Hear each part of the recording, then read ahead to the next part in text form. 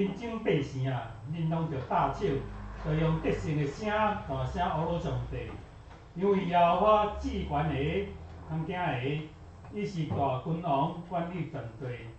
只是感谢敬拜团来阿罗上帝。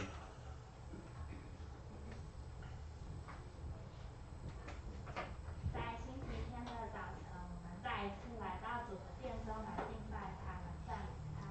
如果方便的话，我们可以一起站立起来，我们一起用赞美之泉这首歌来赞美他。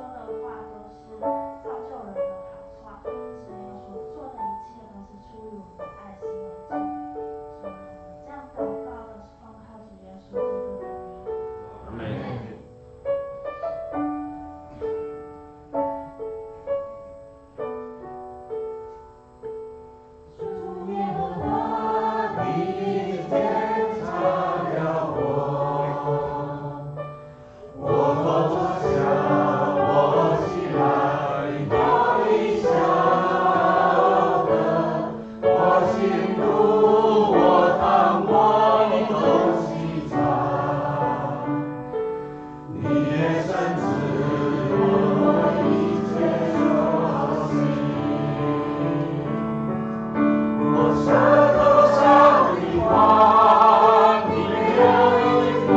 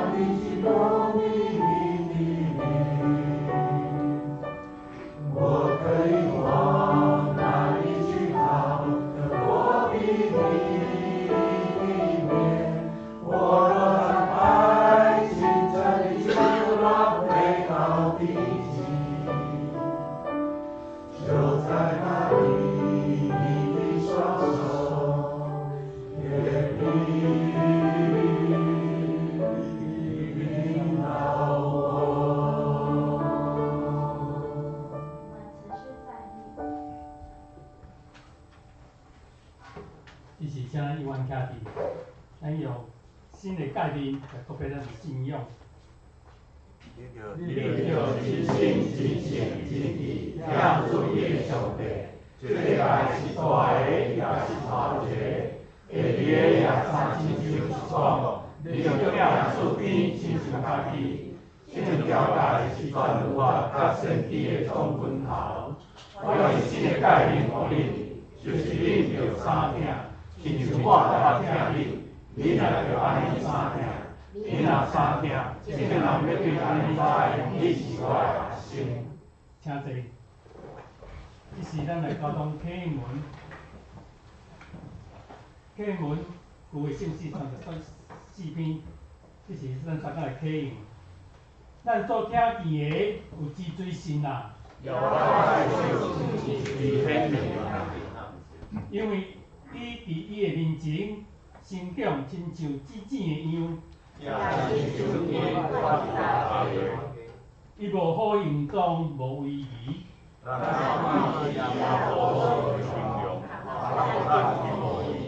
伊受看见，互人放逐。伊受看见，亲像互人黄面无看的一样。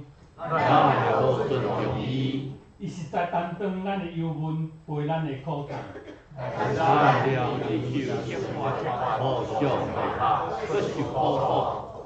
总是伊为着咱的过失受伤，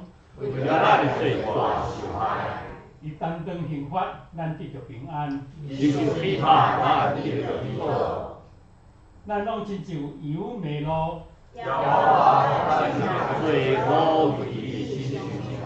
伊受压迫，拄着艰苦，遐个无开嘴。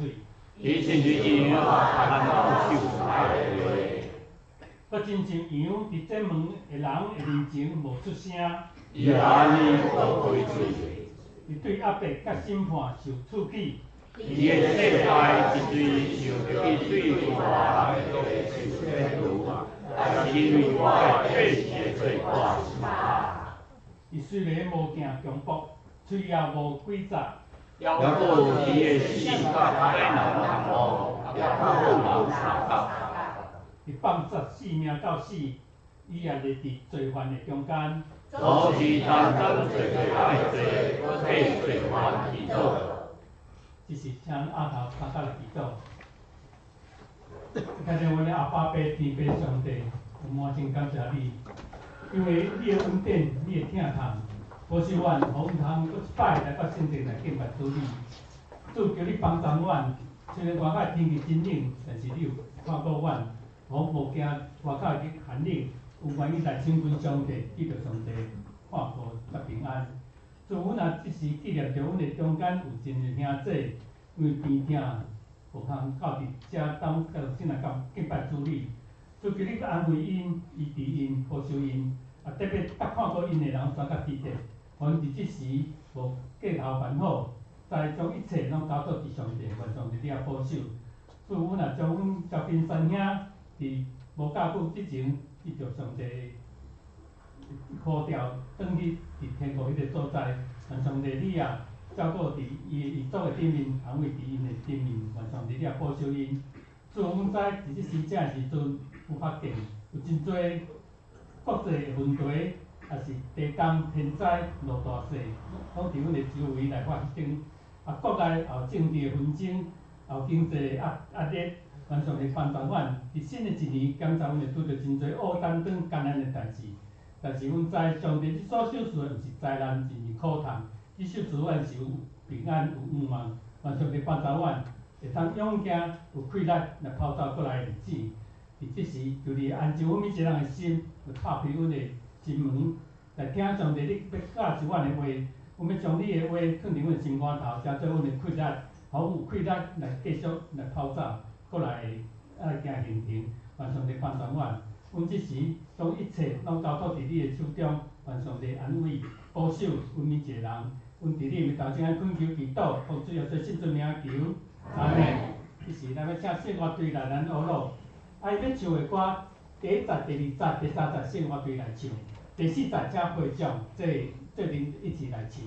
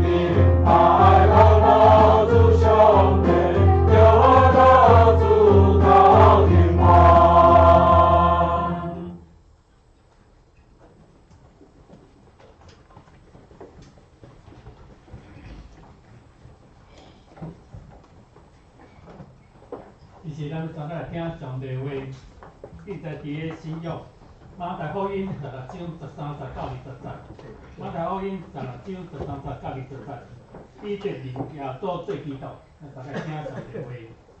耶稣已经到该撒利亚腓立比的境界，问伊学生讲，人咧讲人子是之水，因有话讲是行洗礼约翰，话讲是以利亚，搁有话讲是耶利米，也是先知人的一个。伊就甲因讲，若是恁讲我是之水，西门彼得应讲，你是基督，真活上帝的囝。耶稣应伊讲，西门巴约纳，你有福气啊！因为迄气肉体的父指示你，就是我伫天里的爸指示你。我阁18节，我阁甲你讲，你就是彼得。伫即个石盘顶，我要起造我的教会，因我的关爱，也袂赢伊。我要用天国的锁匙互你，既然你伫地里放下，伫天里也要放伊。你若你伫地里放下，伫天里也要放伊。迄时就紧甲学生无对逐人讲，伊是基督。咱上来要请蔡长老来讲道，伊题目是明白耶稣，明白耶稣。你们平安，请你甲准备继续讲平安。咱今日咱念，你会当到上帝面前，拢是受到祝福的。今日咱你我请咱遮济吼，今日我特别跟秘书讲，你内面有穿短袖嘛？伊讲伊有内面较少穿短袖嘛。这个人吼是正糟糕。当时你有感觉今日生活对身体特别较好无？有无？有。你讲今日季节量啥物人？你讲咱季节量啥人？都插话。咱假使，我当日我咧祈祷吼，有一个人去手术，迄个骨头疼啊要死，行路都无啥会行。我一直希望伊来做礼拜，今日敢有来做礼拜？有。你个做人啊？你叫咱聊，没有平安。其实咱看到足济吼，每一个人伫上帝面前，其实我拢，咱今年领细人来参加，咱为着人来祈祷。今日我讲的我是二班耶稣，叫怎样你咧讲笑啊？咱全世界教会，差不多逐礼拜咧讲嘛讲耶稣，今日讲要二班耶稣，我才毋捌二班耶稣，我讲你听吼，我二班马英九总统，我二班蔡英文总统，我二班赖清德总统，我捌你啊？马英九总统毋捌无？嘛毋捌甲我讲过话，伊毋捌无？是我伊甲我骗命，伊也无甲我骗命。蔡英文总统叫我有深含过，但我加无遐熟。赖清德总统叫我是加减我有熟，但是我上熟是家己来丢了，要熟到有剩啊。所以讲认识归认识，有不同的层次。你认识，我也认识任翔啊。可是我跟任翔，他到底有几个女朋友，我到现在还不知道啊。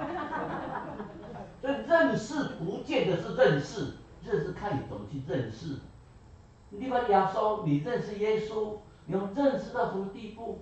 你要认识到两个人要很默契，现在都闺蜜，很默契的地步，还是认识到耶稣？我当然认识耶稣啊，上帝的儿子啊，我当然认识他。那是不同的认识。认识要从你心里面的认识，我们今天的认识耶稣是跟耶稣连接在一起，耶稣就是神，就是上帝，跟圣灵一样三位一体的神，所以我们要认识神。我们开始来看耶稣，你会不会那个可能那个在用的时候哈，你要用那个原版的，否则的话变成。直接会不会用原版的试试看？好，用原版的好，来，我们认识耶稣来 ，OK， 那耶稣是什么人呢？刚才我们圣经里面有念的，亚先呢，他的门徒跟他在一起3年呢，朝夕相处吃饭睡觉都在一起，每天听他的教导，每天听他教导人，每天生活在一起，有没有默契？很默契呀。应该最了解耶稣的人就是他的门徒嘛。他的妈妈甚至还没有像那些12个门徒一样，每天朝夕相处，跟耶稣在一起，朝夕相处，认识耶稣。你觉得门徒认识耶稣吗？耶稣还没有复活之前，耶稣问他们说：“你说我是谁？”你有。哎呀，我告诉你我认为你是那个施洗约翰呐，你是以利亚，就是那个，有圣经里面记载2个人没有经过死亡的，是以诺跟以利亚，直接被上帝接到天上，没有经过死亡。你是以利亚，你是耶利米呀，你是大先知啊。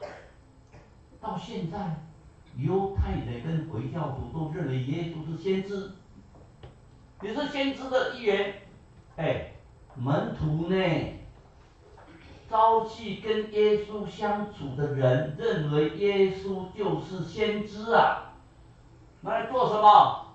弥赛亚要来做拯救者，要拯救他们，建立王国，打败罗马人，所以耶稣要来做王，所以十字架上写什么字？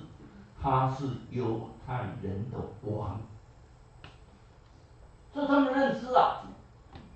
就像你们对我的认知，会比我太太了解吗？每个人的认知都不一样哎，每个人的认知不一样，但是我们要跟主耶稣连接在一起。为什么每个礼拜都要讲耶稣？我们要借着各种的讲道，各种圣经上的教训里面，我们要更清楚耶稣是谁，真正深层的认识他，深深的认识他。你要非常的认识这个人，才会真正的爱他，为他而牺牲。所以耶稣是什么？基督啊！彼得讲什么？你是基督，是永生上帝的儿子。你是基督，是永活上帝的囝。你是基督，人家都说他是先知结果彼得说他是基督。什么叫基督？基督就是受膏者啊，许话语为啊，是个弥赛亚。什么叫弥赛亚？是个要来安慰百姓，要来拯救以色列人的。当时他们对弥赛亚的理解，其实弥赛亚没有错，弥赛亚是以后会来审判世界。可是当时认为的弥赛亚是要拯救以色列人，拯救埃及人，脱离罗马的统治。所以，当彼得讲说你是基督，是永生上帝的儿子，耶稣跟他讲说，那是上帝启示你所讲的话。因为那时候还没有人讲这些话，所以最后又讲一句什么？你们不要告诉人家。为什么耶稣这样讲呢？因为当时刚开始啊。如果现在讲出去的话，那些嫉妒的人老早就把他杀死掉了。所以要经过一段时间，要经过3年，他将上帝天国的奥秘讲给世上所有的人听之后，然后他才为我们受死。耶稣是谁？是上帝的儿子。耶稣是永生上帝儿子。很重要的是，他对彼得讲说：“你要建立教会。”我们教会是从主耶稣基督复活之后，圣灵降临开始建立教会，也叫会堂。会堂就是一种形式，像咱这里庙修感哈，现在庙一样啊，偶尔去拜，去拜拜就好。上帝是永生，我们每个礼拜在这里聚会做什么？叫纪念主。纪念主耶稣为我们受死，我们每个礼拜在这里聚会，要越来越像主。你说呢？为什么为什么不像上帝呢？上帝是神啊，耶稣是神啊，耶稣跟上帝是同样都是神，是同一个神，位格不同。那因为当然牵涉到神学的东西，我在这里没办法讲很多，但是你们要相信，耶稣、上帝是同一个人，同一个神，只是他们职分不同，所处的环境不同，但是是同一个神。在做什么？建立教会。为什么要建立教会？因为这样得救的人数才会增加。建立教会是希望得救人是不像以色列人，他们只认为他们是上帝的选民，只要他们得救就好。耶稣是神吗？耶稣是神吗？那上帝是神吗？大家不会有意见吗？耶稣是神吗？耶稣先知你去问回教徒，他说穆罕默德是先知，耶稣是比穆罕默德更前面的先知。你去问摩门教，他会跟你讲说，约翰史密斯是先知，耶稣是先知，约翰史密斯是耶稣以后的先知。你去问全人神教会，全人神教会也跟他讲说，他们有一个女先知，是大陆人名字我忘掉了哈。那么他也是先知，你就问同一教文先明，说文先明是先知，耶稣是先知，文先明是先知。大家都喜欢当先知，现在还有叫做使徒，以前有12个使徒，犹太死掉之后，他们马提亚抽签，由马提亚递补为12个使徒，12个门徒，所以现在有使徒哦。他们认为他们要代替12个使徒，因为那个保罗先生有讲的啊，你们中间啊，有做使徒的，有做先知的，有做牧师的，有做教师的。各种的职位，所以他们要使徒啊，使徒就是有权威啊，跟耶稣一样啊，是吗？好，耶稣是传说，只是神话呢。我们现在经常讲说，我在马祖的时候，有个马祖庙很大，马祖街马祖街是个港口，旁边就一个马祖国中，马祖国中的旁边就一个马祖庙，马祖好高好大哦，这是他们信仰的东西呢。因为马祖他们说马祖会救苦救难，渔船出去的时候有看到马祖显灵救他们，你相信吗？常常我们基督徒我们不相信，那为什么你们既然你都不相信马祖，你为什么要相信耶稣呢？耶稣的记载在所有的考古，在古外的古卷，在很多的书籍里面都有记载他的事迹。正是罗马官方的文件有记载比拉多审判耶稣的记载。所有的这些记载，很多找出的记载里面发现到说，所有讲的东西都一模一样。可是我没有找出任何一个文件有记载说有记载一个叫林默良的人死掉，就是拜官野史里面有，但是从来没有一个官方文件认为说有一个传授案被马祖所拯救，是人的传说。耶稣是神吗？因为耶稣在这些记载里面，我们经过反复的考证，越考证越觉得说，好奇怪哦。刚开始考证的时候，都认为有很多东西都是神话，什么40天有方舟下大雨，那个都是神话，都是神话，不是真的。那慢慢考据之后，发现他说怎么越来有很多东西都可以证明荆棘着火，那是一个瓦斯喷上来，荆棘没有着火照常燃烧。我们看到红海分开，结果红海分开在埃及有2只大风吹来以后，就真的把红海吹开了。我们看到很多说少一天，圣经里面有记载少一天，天文学家找了老半天，不知道为什么少一天，圣经的记载都对，让圣经的记载说有个弥赛亚要来，所有的记载在耶稣的身上都完全应和。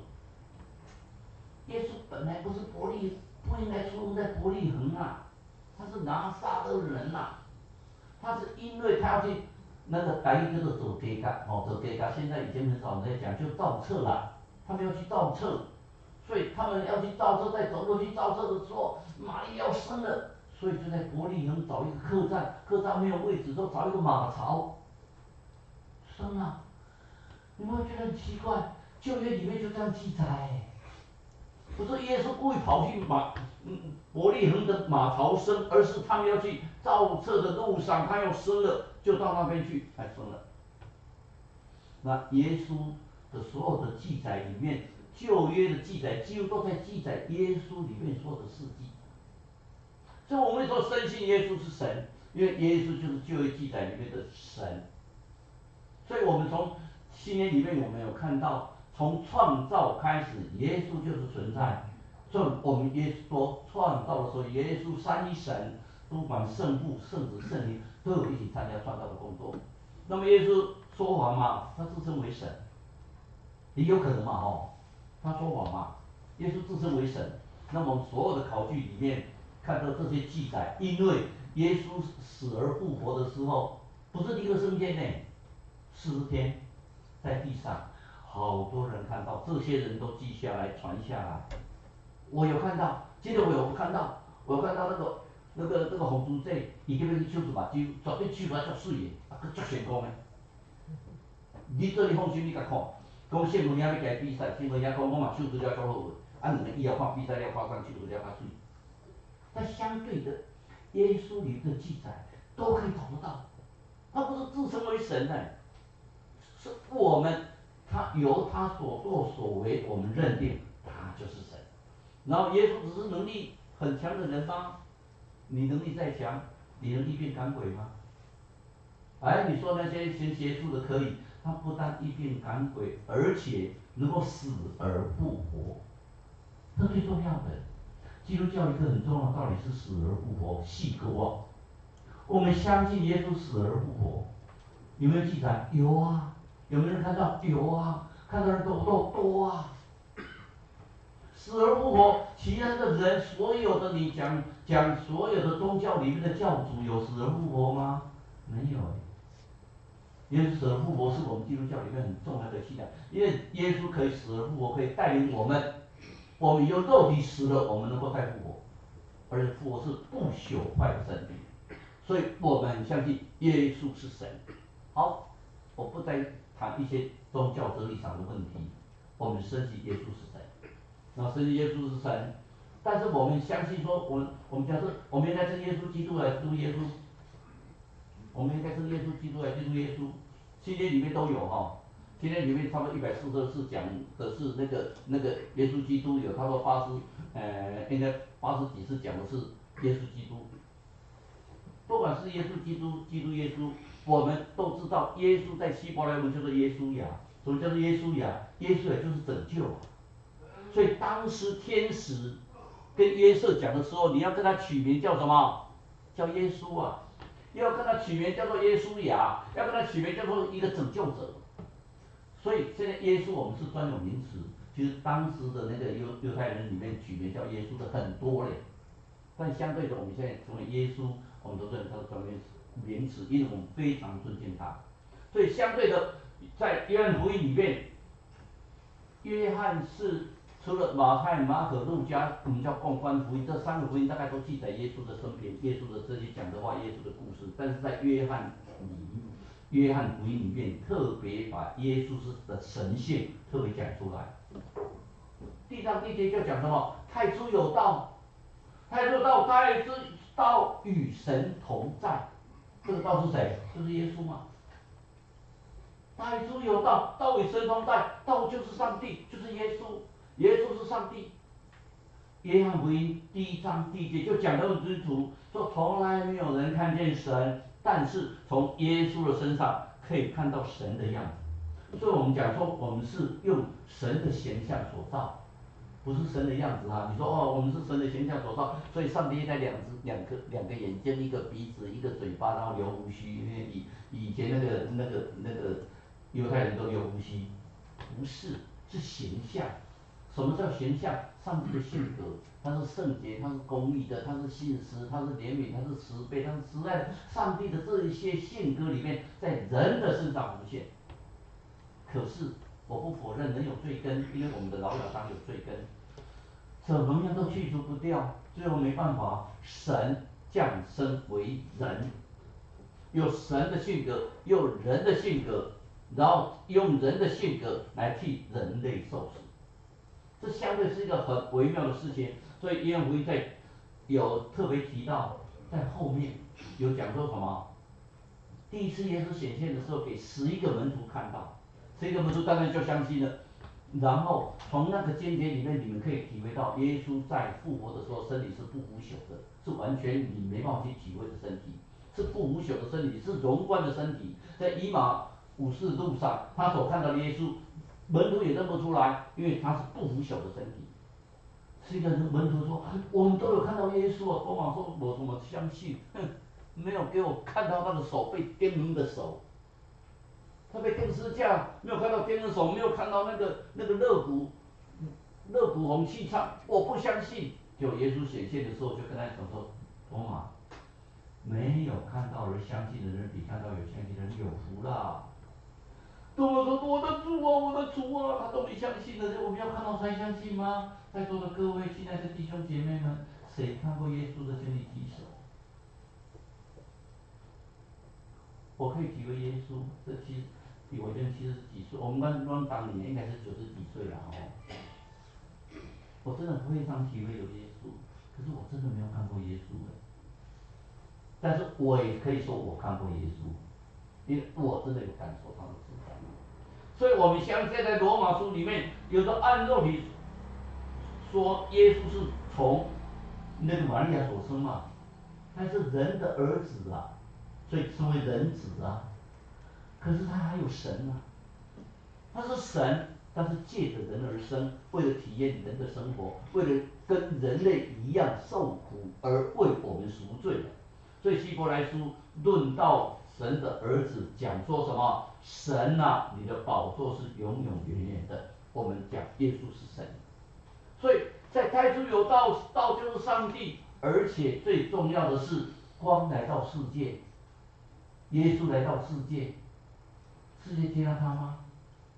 没有呢，有啦，有一次接纳，进入耶路撒冷说和散那，和散那，哦，我们的王要来了，和散那。哎，我们也经常讲和散那，刚才我们在唱歌的时候，大家不是好高兴吗？那个赞美之前，让我们举起手，赞美永生之主，你们都是举手赞美。哎，可是你们会埋怨耶稣吗？会哦。耶稣你怎么对我不好？哎，我跟你祷告那么久，你怎么听我祷告？惨和善的那些人最后做什么事情？钉他在十字架，钉他在十字架，钉他在十字架，同一批人。所以我们不要以为我们的信仰很好，结果我觉得我信仰很差。我儿子去念蓝神以后才知道，蓝神是以信仰为评定，他的论文写的再好，信仰不好都是最低分。那个老师从来不做礼拜的，信仰是由他来讲。我觉得我不敢讲人家有没有信仰，我相信信仰是有一天审判的时候就知道有没有信仰。你不要自己直播说我为什么有信仰？你在我环境是之出淤泥而不染。信仰是上帝决定的，不是自己讲的。我非常有信仰，你看我的信仰，你都要学习我。比如我看起来，我感觉，今仔我看到咱闽南这恁李经理来做咧搞这欢喜，我感觉信仰足好个啊。你会甲问讲无啊？我哪有啥物信仰？伊嘛起来甲讲，在神的面前，我们其实我们信仰是神认定，我们尽力学神的样子。在相对的，我们知道神的儿子已经来到，他是真神，也是永生的神。我们绝对不要忘记我，所以耶稣自己讲：“我与父原为一耶。”我跟上帝是同款的啦。我们原为一，但是有一项，伊本来有上帝的形象，他本来有上帝的形象，我们虚极看无家己啊，食到萝卜的优秀，已经食到人的款式，就甘愿哭家。受苦定死的十字架啊，顺服定死的十字架，他顺服定死在十字架，为什么？他像人的样子。所以什么叫虚极？我们在查这个字的时候，我们要特别注意，就是说耶稣是神，但是为了虚己自己，所以他要加上人的样子。虚己是加号哈 ，plus 而不是 minus。耶稣是神，再加上人，他为什么要人？因为人才可以为人类而受死。你说神钉十字架钉不死啊，可是人会不会钉死？会啊。可是为什么复活？因为他是神嘛，他就可以再复活。复活就是告诉我们，以后我们也可以重新再复活。那么第一个，为什么我们要信耶稣？你为什么要信耶稣？就迄个某某人甲我招来啊，班长就讲吼，咱来迄个社区关怀站的人，咱来信耶稣啊。我就班长就讲招对啊。我们很欢迎大家来社区关怀站。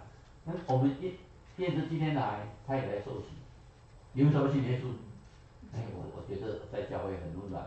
哎，这个见证对，我没有否认。可是我们为什么信耶稣？因为圣经告诉我们很清楚，除耶稣以外别无拯救。你要牢记这句话，除耶稣以外别无拯救。我听到老弟兄做见证的时候，我心里很感动。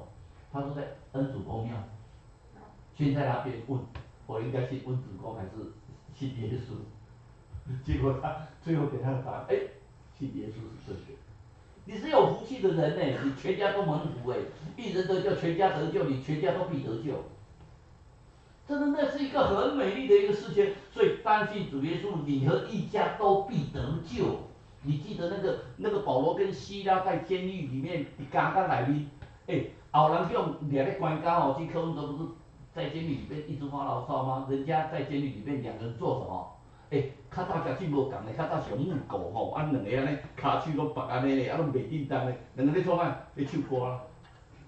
那是在监狱里面，大家愁眉苦脸，只有两个在唱歌，唱到那个业主说哦，我没唱，他有人唱啊才快乐的，大家都跟着他，觉得很奇怪，突然大地震。诶，他连受苦都是那么高兴，我们受苦会高兴吗？哎呦，我痛苦哦，没有受苦哦，哎呦，他这样跟我怕怕的，也好高兴，两个人手脚都不能动。哎，当木狗被夹着，你们去试试看，人吼上艰苦是这样事，我才去体会到。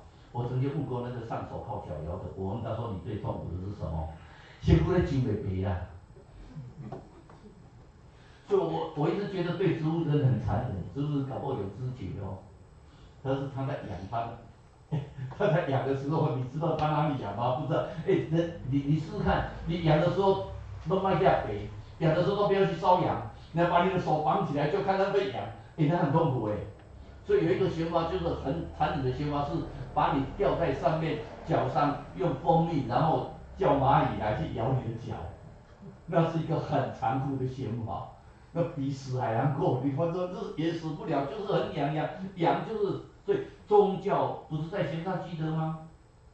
所以宗教都一样的，所以我们每次叫那些人说啊，宗教拢相共啦，拢叫人做好。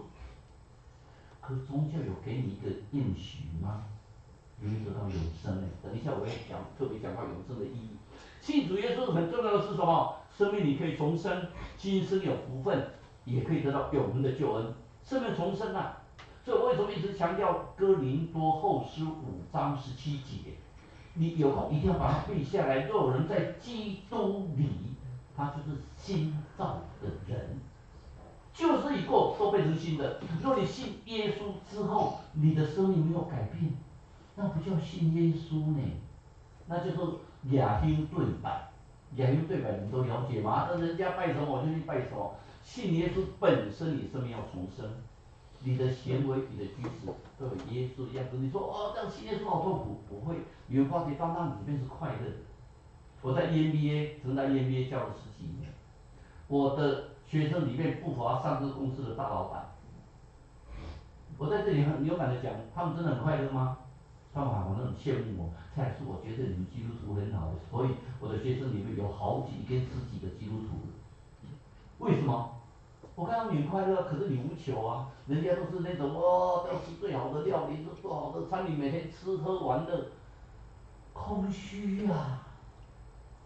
吃完的反正是空虚啊！我每天陪我们家小猴子，我玩的觉得充实啊，虽然是觉得很吵啊，但相对我们在信耶稣里面，我们面对魔鬼撒旦这个的攻击啊，这个世界上是真的很纷扰的一个世界，我们才过着痛苦绝望的日子。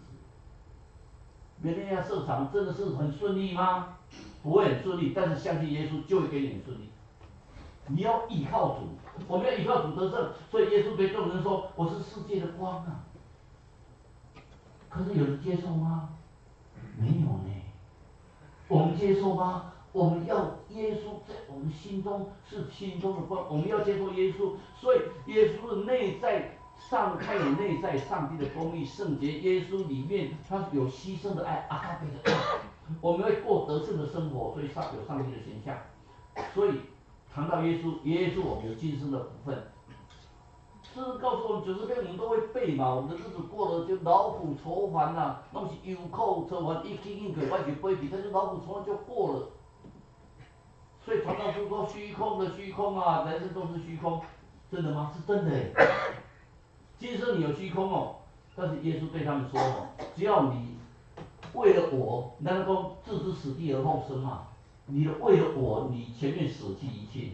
我发觉我们家有很多的同工，我都觉得我自己很惭愧，那同工们是真的牺牲他们自己耶，每天来教会，我们很多的长子都是在每天在教会，跟这些社区关爱据点的好朋友们都在一起。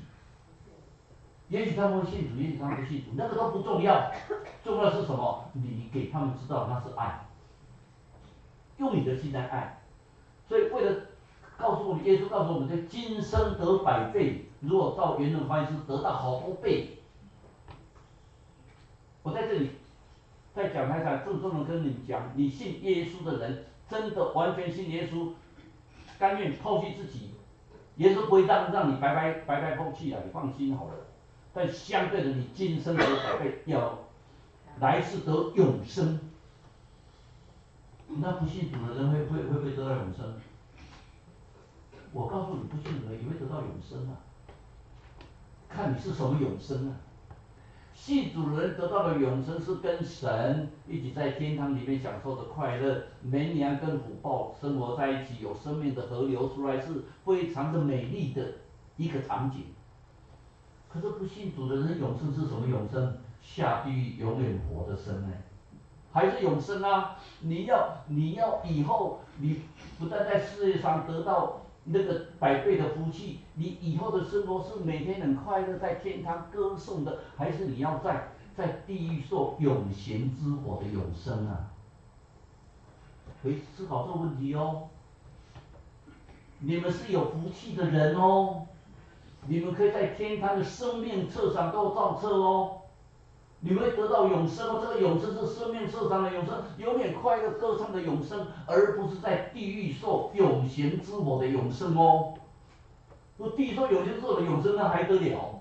就像那个财主跟那个拉萨路有没有？哎呦，给我一滴水啊！我好痛苦，我跟我的兄弟们讲啊，你们一定要信上帝呀、来得及吗？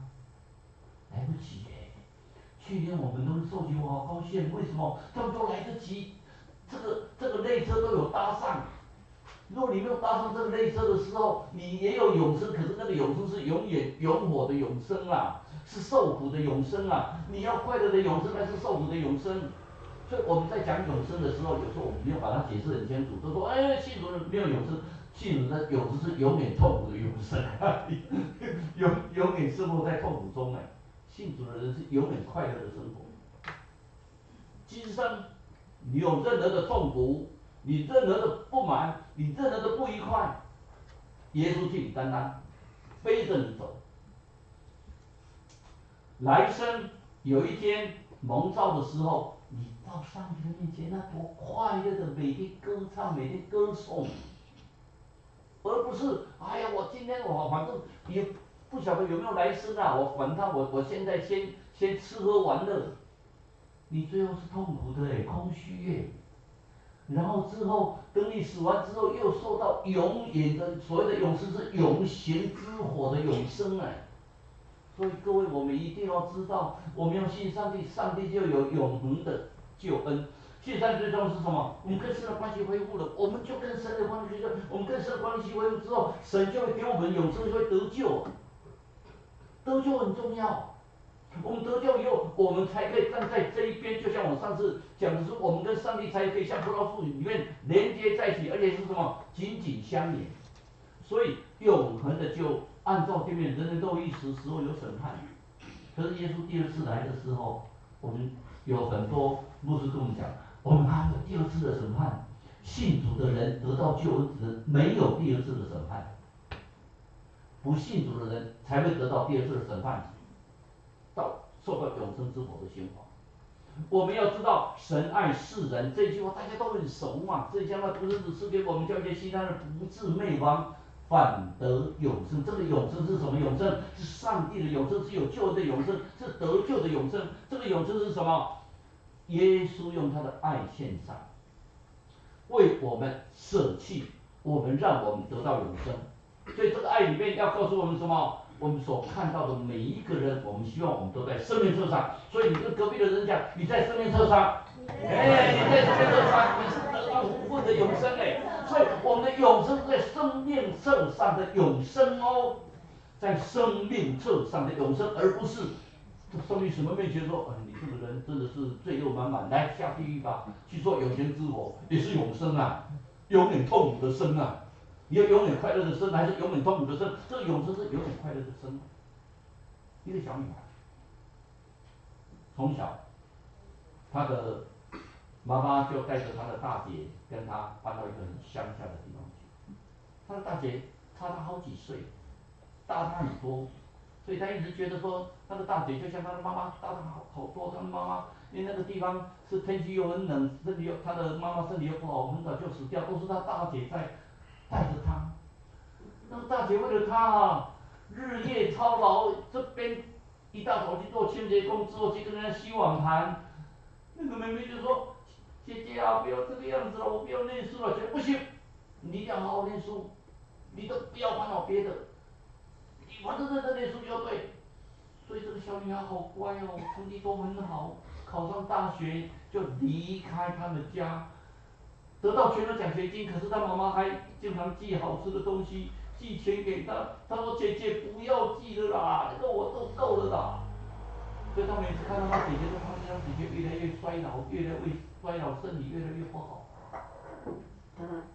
有一天，因为他有一个大姨，他姐姐的大姐，经常会来看他们，住的比较远，都要搭飞机过来，会给他带很多东西，也会塞给他们钱。就打电话就说，具体啊，赶快回来，你的大姐可能不行了。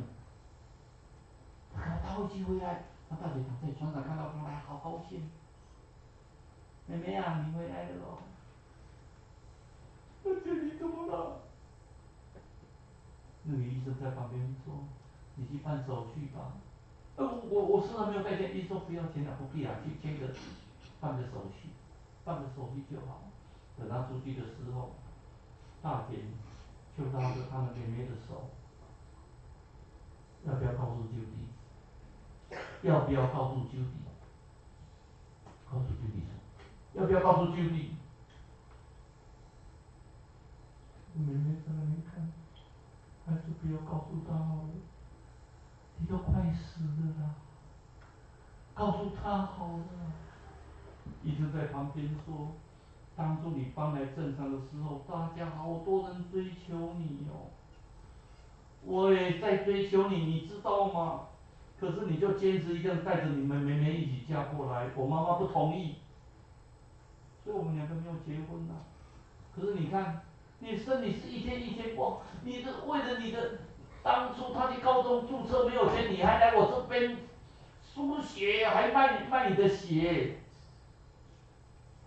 你的身体不好，你得癌症，我叫你去打眼医治，你说不行，这个钱就留下来，让你的妹妹念书。阿姐说，告诉他吧，告诉九弟吧。医生说告诉什么？爸爸，我告诉你，我的妹妹18岁，高中的时候很漂亮，很多人追她。有一天突然发现她怀孕了。爸爸是谁？他不讲，生下小孩。妈妈说这样的话，以后会嫁不出去，以后会被很多人讲话，所以他们就搬到一个很乡下的地方。可是这个大姐已经结婚了，没有跟着他们一起去。之后，他的妈妈就说那个小女孩就是她的妹妹，虽然已经差了将近20岁，18岁是她的妹妹。啊，你说究竟是你的女儿哦？难怪你为了她前面这么拼死拼活，就是一定要让她得到最好的享受，最好的待遇。他的大姐说：“告诉他吧，告诉九弟，告诉九弟吧。”就他的女儿刚好站在门口，静静的听完这一切之后，跑到他大姐，也就他的妈妈面前跪下了，妈，他妈抱着他，妈，你为什么这样做了？笑一笑，值得，值得。医生问妈妈还多久？医生告诉他，你就抱着你的妈妈的手就好。他就握着他的妈妈手而已。主耶稣基督为了你我，魔鬼把我们束缚起。问耶稣，你要多大的代价？耶稣说卖给我好不好？我要替他们救赎。魔鬼说，我要玩死他们。我给你救赎，说可以啊，条件是什么？你要将你的生命完全的献上。耶稣讲一句话，成交。所以十架7言最后一句话是什么？成了，成交了。我们成交了，我们认识耶稣的爱，我们在泪水、在叹息之中，我们要感受上帝的教导，感受耶稣的爱。他为我们受鞭打，为我们钉十字架，那个爱就像那个妈妈的爱一样。妈妈的爱是这么的付出，父母的爱，你们的爱是阿嘎贝的爱，就像耶稣对彼得讲，耶稣对彼得讲，我们本身，你爱我吗？前面2次是用阿嘎贝，阿嘎给我吗？你爱我，前面为我的子民牺牲吗？就有一次这样绝哦，就是朋友间的爱，就我们大部分都是朋友间的爱，也就了不起的。但是我们能不能学耶稣那种阿嘎给的爱？我们来看，这一生最美的祝福是什么？是认识主耶稣。在歌词里面看一下，无数的艳丽曲，我用线线画出你，你的恩典如星辰，让我真实的见到你，在我的歌声里，我的音符赞美你，你的美好是我今生送来的。更重要的是，最重要这件事情，这一生最美的祝福，就是能认识主耶稣。这一生最美的祝福，就是能信靠主耶稣。不管你人生的高潮低潮，我们记得耶稣都是我们最美的祝福，因为这都是最美的祝福。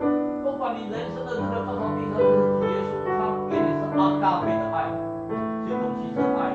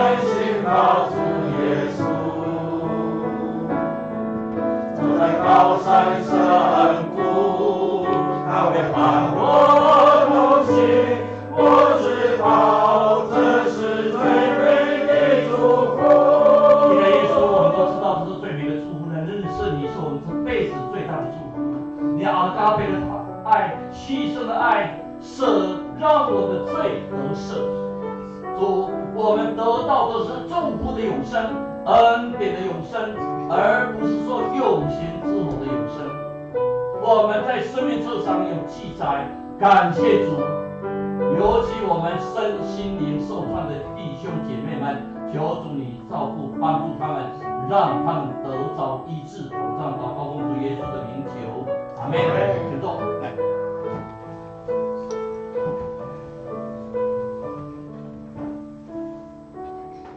这时咱来记得上帝话，请咱备办心来奉献。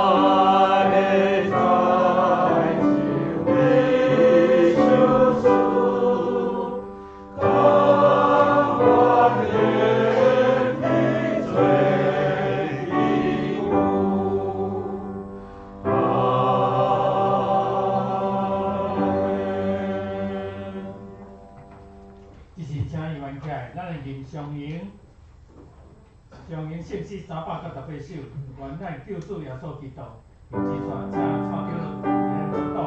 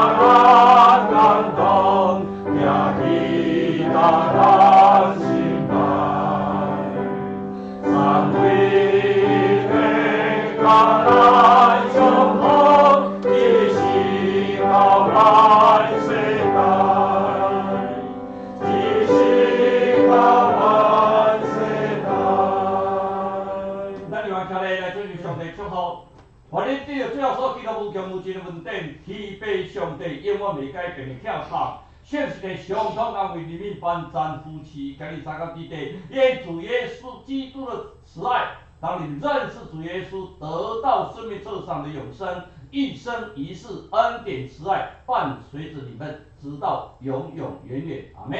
阿门。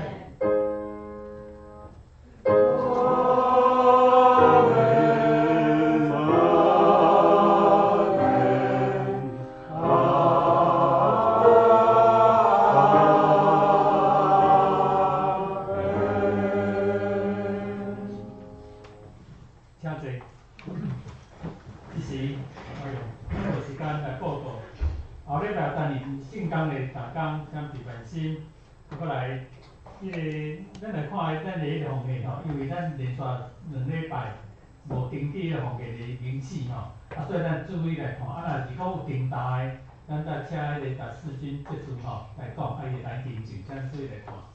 到这个报告，今日迄个礼拜四，咱要调去迄个4楼调去订这中执会，请中执老婆来参加。特别后礼拜吼，2月16，咱要举行新礼典，若有兄做要洗礼，是啥？伫即礼拜拜日进前，咱通知咱陈慧华长老。搁后礼拜咱是礼拜煞了，咱会要调去定期互会，请咱一定爱来出席。你若袂当来，请到后壁写请假吼，因为咱人民所爱到再出开会嘛，所以一定来参加。咱继续来看吼，咱迄个逐礼拜迄个进度咱照常来读，是咱遮也伫咧张老咱讲者，迄个民数记吼。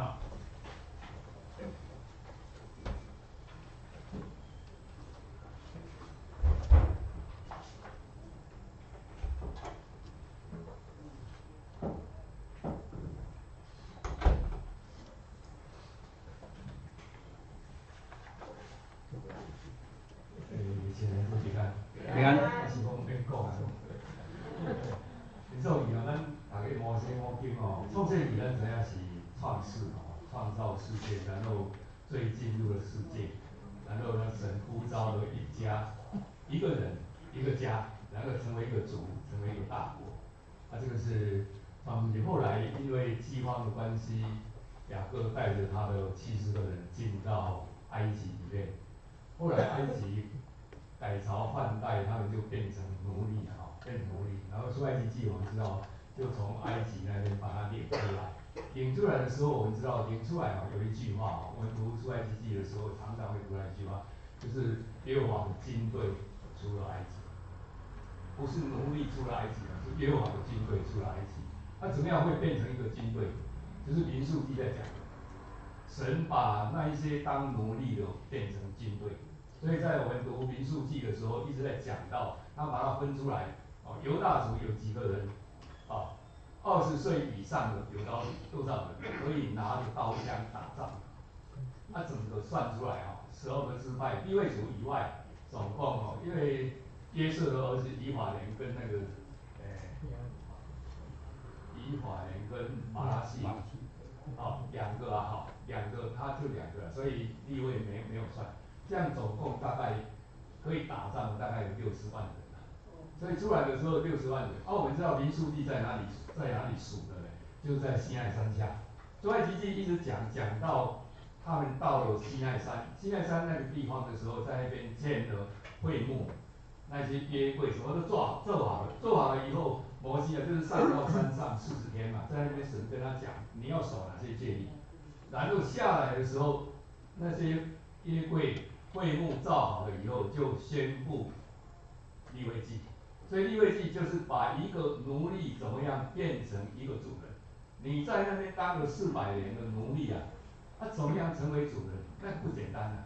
奴隶会一直抱怨的，奴隶只会互相在那边咬来咬去的。奴隶没有眼光，不会说我以后要怎么样。当然简单我们如果说在一个公司里面，我们永远当职员的时候，你没有说以后要创业嘛，你看到就是这一点。但是你要创业成为一个企业家的时候，看的眼光不一样。那神就是要那一些犹太人、以色列人要成为主人，不是永远当奴隶。那所以后来就把利未记把它讲得很清楚，你为奴之家把你带出来以后，你要怎么样要怎么样。所以你读利未记的时候，都常常有一句话说：“我是耶和华你的神，我是耶和华你的神，我是耶和华你的神，你要怎么样要怎么样。”然后接着呢是1个月的时间了，1个月的时间过了以后，神就开始点数，跟摩西讲，你要点数那一些人要成为军队，所以耶和华的军队就成立了。军队点完了以后，我们知道就开始出发了。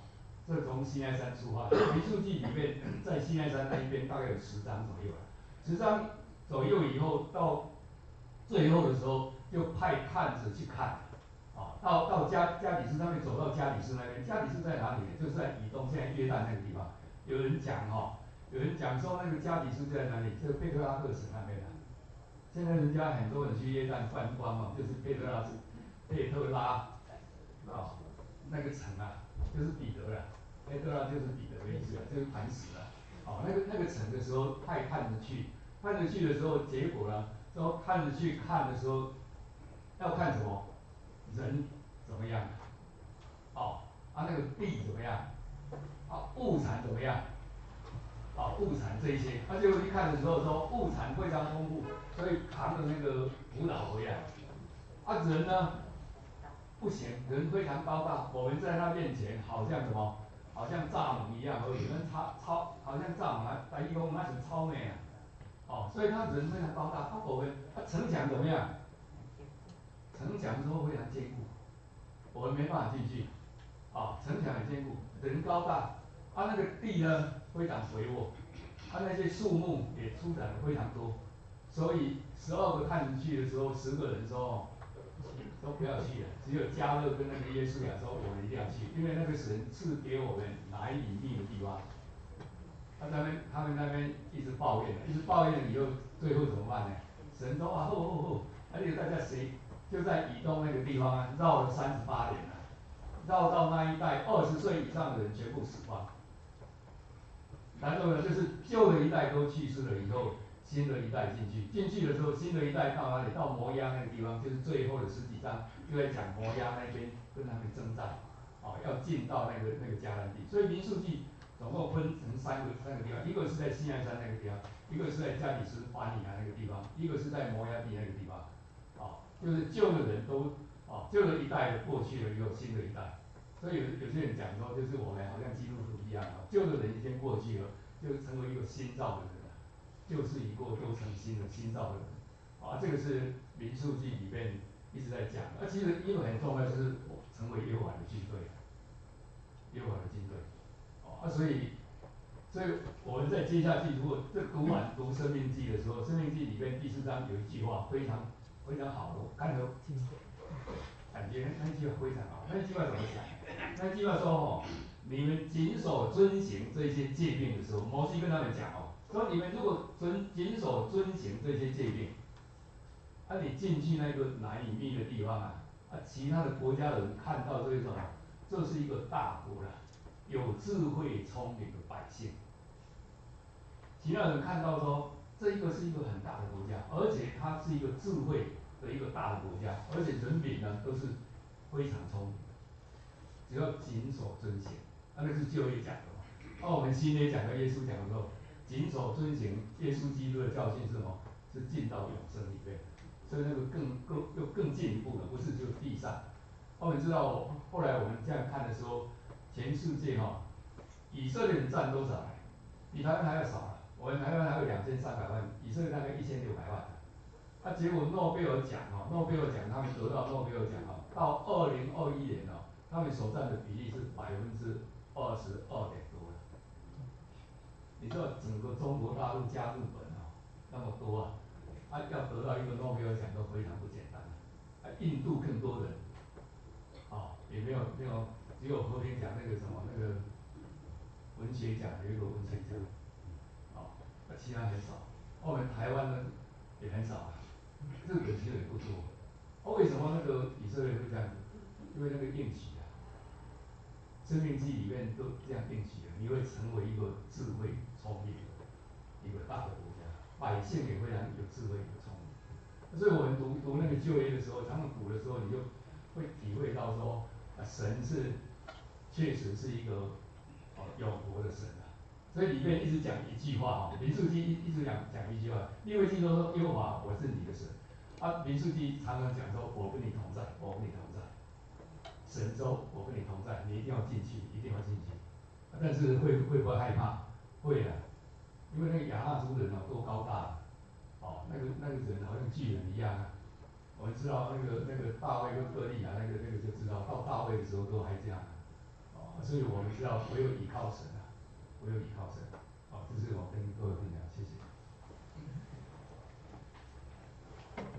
真多谢伊长老真好伊甲咱教示我嘛真爱听伊讲拢来龙去脉里面的东西所以咱真多谢伊长老希望有机会每个礼拜都能够听他讲一段一段对我们在灵性上在圣经上可以更认识也谢谢他来，咱这时咱要请庆国辉咱做迄个教学的诗歌请咱来领导是今日咱所听的所迄个蔡长人讲的话咱来接受周